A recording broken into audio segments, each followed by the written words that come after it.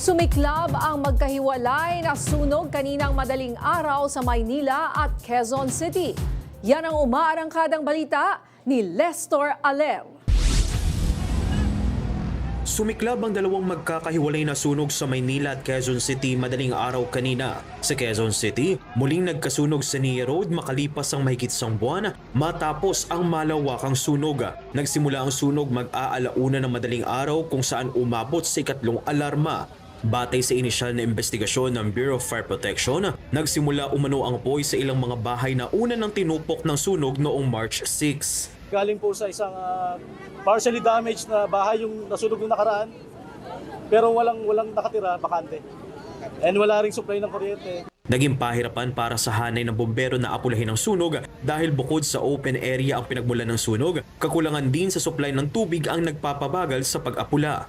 Nakontrol ang sunog alauna 48 na madaling araw at tuluyang naapula mag-aalas 2. Tinatayang nasa humigit kumulang 15 bahay ang nadamay sa nangyaring sunog. Samantala, patuloy ang sinasagawang investigasyon ng BFP sa naging sanhi ng sunog sa kabila ng kumakalat na impormasyon na sinadya umano ang sunog. Ongoing investigation pa po tayo. Alamin po natin yung kung ano po yung katotohanan sa sinasabi na ganyan na sinadya. Naglabas na rin ng pahayag ang QCLGU kung saan hinihiling nila na huwag nang magpakalat ng maling impormasyon dahil anila ay walang batayan na sinadya ito.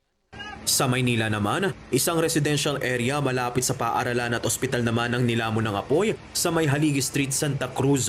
Itinawag sa BFP ang sunog alas 2:46 ng madaling araw at agad na itinaas sa unang alarma sa parehong oras.